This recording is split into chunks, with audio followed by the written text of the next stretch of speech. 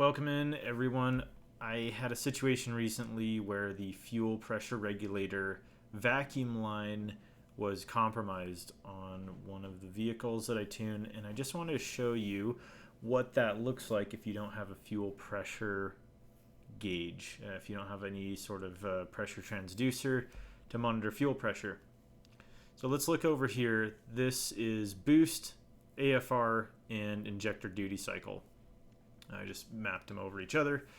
And what I want to show you is if we start at the beginning here on this log, and right when boost starts to come up, 1 pound, and then 2 pounds, 3 pounds, and so on, you can see the AFRs slowly, and then more aggressively get progressively richer. So you can see that the fuel pressure regulator is working 1-to-1. So as the boost increases all the way up to like 20 psi, we are getting more rich.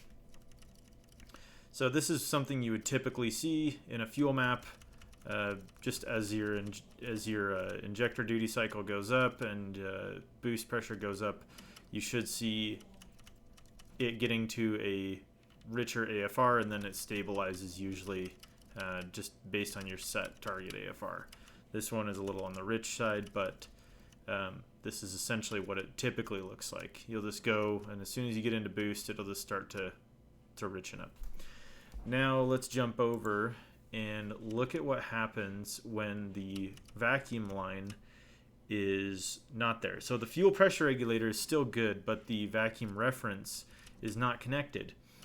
So you'll see right now, when the vacuum pressure line is not connected, we have 3 bar, we have 43 psi of fuel pressure, and that's it.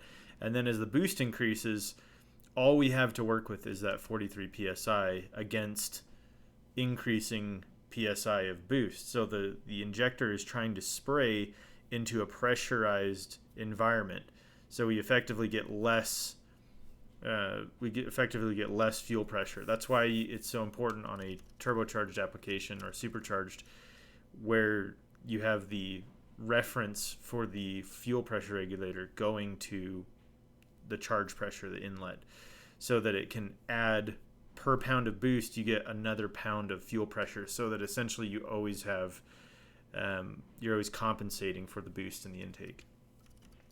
So right here, you can see it's already starting off, as the boost increases, it's always already starting off pretty lean. So for example, let's go at 2 psi without the fuel pressure regulator. We have basically a 13.0 AFR. And if we come back here, let me just show you, even in this range at 2 psi, we have a 12.7, like a 12.6. And then if we go to 3 psi, let's go to like 3.3, we're at a 12.14. And then we go over here to where 3.3 is, we're at a 13.2. It basically is just only able to hold that 13.0 AFR-ish, so like 6 pounds, and then let's go back to the good pressure regulator at 6 psi. See, we're already at 11.9, and this one's at 12.8, so basically like a point off. And even by the time we get to like say 15 pounds of boost, we're dipping. It dips down just a touch, and then it rebounds, and about a 13.4, which for 15 psi is pretty scary. Thankfully this was ethanol, so I think it helped save the situation. The motor is still happy, but it's not ideal. And you can see we have an 11.8 by 15 psi when the fuel pressure regulator is good.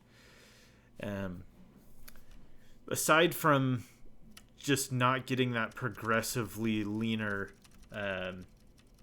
AFR, you can see that it kind of just stays the same because there's no reference. It's always got 43 psi, and it actually gets a little bit worse as the boost increases. So basically kind of just dead flat. So the fuel pressure regulator is good, but the vacuum reference wasn't there. This is just something I figured some of you might find interesting in diagnosing a problem with this. And I have diagnosed this before with a fuel pressure sensor, And the fuel pressure sensor is the best way to do this, because you can typically see when the boost comes up, you'll just see the fuel pressure. If the fuel pressure was like this red line, you would see the fuel pressure just fall off or drop abruptly or kind of hook down and just fall off. So you can see when there's a fuel issue. I've diagnosed that with a fuel pump. And the fuel pressure sensor, if you can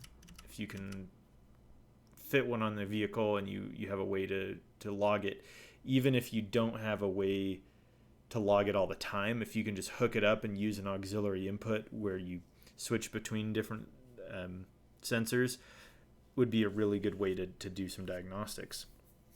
And just to add to that, actually, on a lot of the Megasquirt stuff I tune, it's very limited on inputs.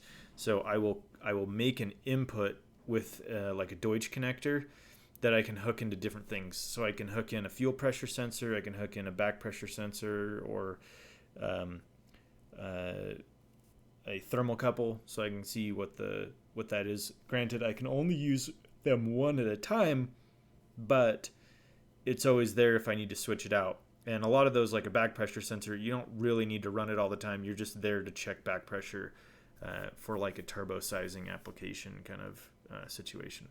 So hope that was helpful. Might be a little bit boring, but some of you might find it interesting, and it might help some of you in the future. If you run into this, you'll kind of just see what it looks like to have your fuel pressure regulator not functioning properly. So thanks again, and if you like what we do here, please consider subscribing and becoming a member, or dropping a super thanks, because we want to keep making videos like this and help you along the path with your vehicle. So thank you.